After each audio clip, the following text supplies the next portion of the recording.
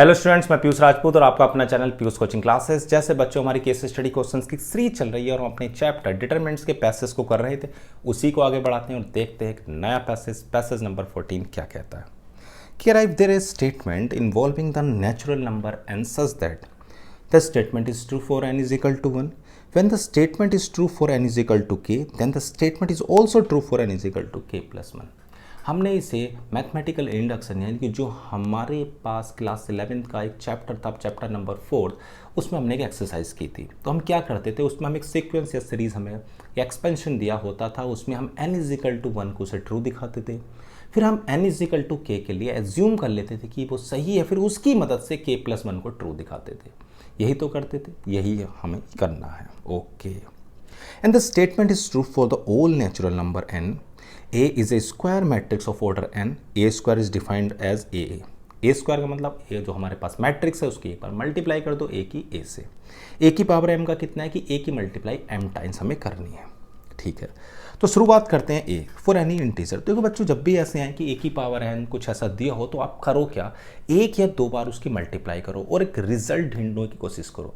आपको वो रिजल्ट एक दो बार की मल्टीप्लाई में दिख जाएगा कि ऑब्जर्व हो जाएगा कि क्या चीज़ रिपीट हो रही है। तो एक दो बार मल्टीप्लाई करते हैं। आपके पास A गिवन है, A हमारे पास है 3 -4 1 एंड -1।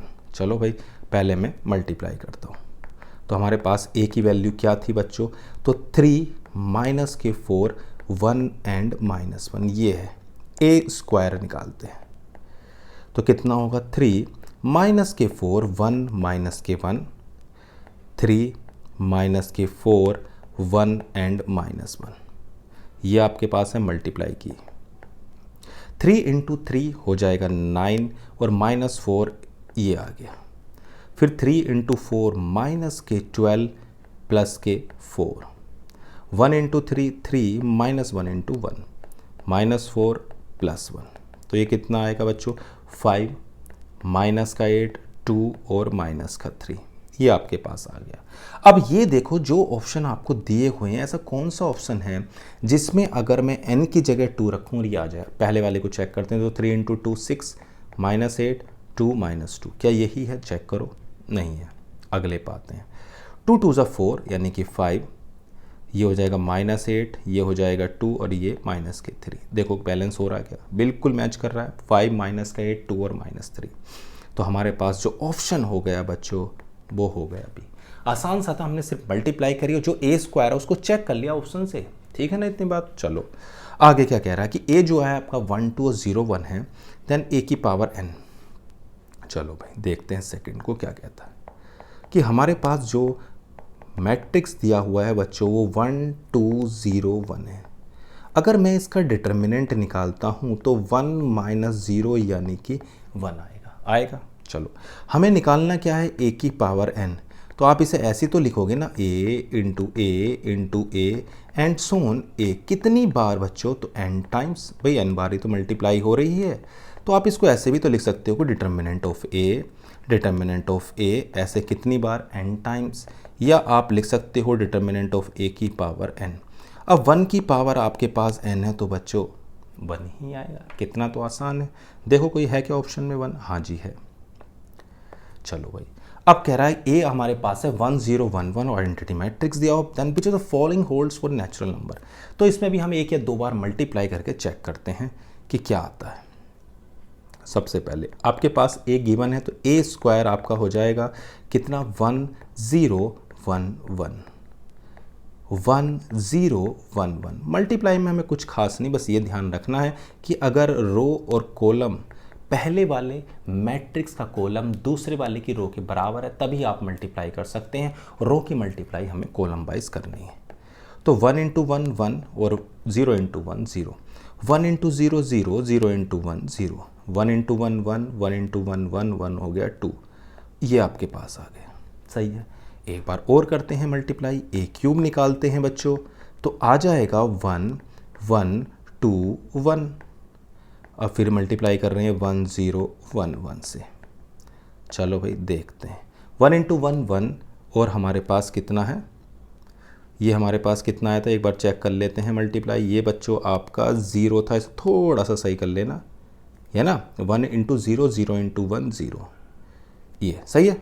अब करो मल्टीप्लाई, 1 0 2 1, तो 1 इंटू 1 1 हो गया, 0 इंटू 1 1 हो गया। चलो भाई ये आ गया 1। अब करते हैं 1 इंटू 0 0, 0 इंटू 1 0, 2 इंटू 1 2 यानी कि 3, और अगला आ जाएगा 1।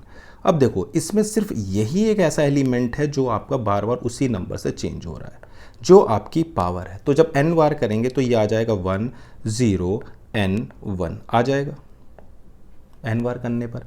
अब आप इसको चेक कर लो किसी से भी, कौन से चेक हो रहा है।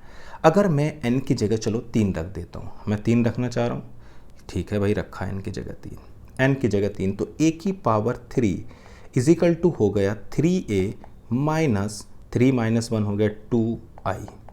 तो 3 से मल्टीप्लाई करते हैं, 3 0 3 3, 2 से करते हैं 2 0 0 2, तो देखो कितना है, 3 में से 2 गए 1 0, 3 में से 0 3 1, तो 1 0 3 1 बिल्कुल क्या मैच कर रहा है?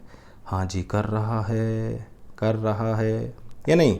अगर आपने क्यूब करी तो आपने देखा कि सिर्फ जितनी बार पावर कर रहे थे तो वही चेंज हो रहा था। जैसे यहाँ पर करा तो 2 आ गए क्योंकि a की पावर 2 था, जब हमने 3 किया तो भैया 3 आ गया, n किया तो n आ गया। फिर हमने देखा कि कौन सा ऐसा ऑप्शन है जो आपके आंसर से मैच करता है, तो मैंने पहले वाले में n की जगह 3 रखा तो देखा मैच हो गया। नहीं होता तो फिर अगले में n की जगह 3 रखते तो कोई ना कोई चारों में से मैच जरूर होता। अब देखो आपके पास दिया हुआ है a, ठीक है, a की power n for some positive integer n then the cofactor of a13। तो अब मैं इसको पहले 1-2 बार मल्टीप्लाई करता हूँ, फिर एक रिलेशन ढूंढने की कोशिश करता हूँ। चलो बच्चों हमारे पास दिया हुआ है a स्क्वायर हमें निकालना है, तो हमारे पास है a 0 0 0 a 0 0 0 a। अब हमारे पास हो जाएगा a 0 0 0 a 0 0 0 a। रो की कॉलम वाइज मल्टीप्लाई हम करते हैं ऐसे और ऐसे। चलो भाई a into A square, 0 into 0 0 0 into 0 0, okay. फिर a इंटू 0 0 यानी पूरा 0 बनेगा, ये भी 0। अब आप इसकी मल्टीप्लाई करके देखो क्या यही आ रहा है। अब अगर एक बार और करोगे तो क्यूब हो जाएगा, चलो क्यूब भी करके देख लेते हैं। तो a square 0 0 0 a square 0 0 0 a square. अब इसकी मल्टीप्लाई करनी है इससे, चलो भाई यही कर लेते हैं। क्या आती है मल्टीप्लाई, तो a स्क्वायर की अगर मैं a में करूँगा तो बच्चों आएगा a क्यूब, कितना आएगा a क्यूब। चलो भाई a क्यूब आ गया। अब सोचो जब 3 बार मल्टीप्लाई करो a की पावर 3 आ रहा, 2 बार करी तो a की पावर 2 आ रहा, तो समझ गए होंगे आप। अब नहीं समझे भाई, काफ़ी तेज हो आप तो समझ गए होंगे कि यहाँ पर a की पावर n आएगा या नहीं आएगा। तो a की पावर n 0 0 0 a की पावर n। अब हमें निकालना क्या है, तो हमें निकालना है कोफैक्टर ऑफ 1 3। तो फर्स्ट रो और थर्ड कॉलम को ढक दो, देखो क्या नज़र हो रहा है आपके पास, तो 0 0 a की पावर n 0, तो आंसर आ जाएगा 0। देखो कोई है क्या ऑप्शन में, 0 है क्या? हाँ जी है। क्लियर हो गया इतनी बात। चलो अब हमारे पास बोलता है कि एक स्क्वायर मैट्रिक्स है जिसके डिटर्मिनेंट की वैल्यू 2 है, then for any positive integer a की power n is equal to.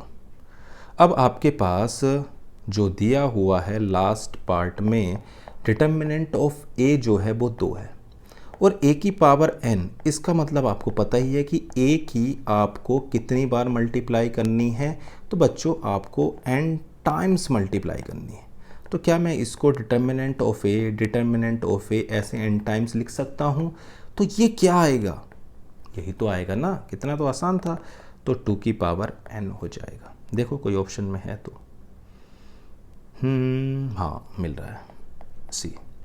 ठीक है बच्चों, तो आसान सा पैसेज था, बढ़िया सा पैसेज था। आपको सिर्फ क्या करना है, जब भी आपको n या पावर दी हो तो किसी ना किसी तरीके से आप रिलेशन बनाने की कोशिश करें। एक या 2 बार अगर मल्टीप्लाई करोगे तो आपको दिख जाएगा कि क्या चीज़ रिपीट हो रही है, क्या आपको उसमें रिलेशन नज़र आ रहा है। बाकी काम तो बहुत आसान होता है। तो बस आपको उस पैसेज में कोई दिक्कत तो नहीं होगी, बिल्कुल क्लियर हो गया होगा। तो आज की क्लास में सिर्फ इतना ही। Thank you.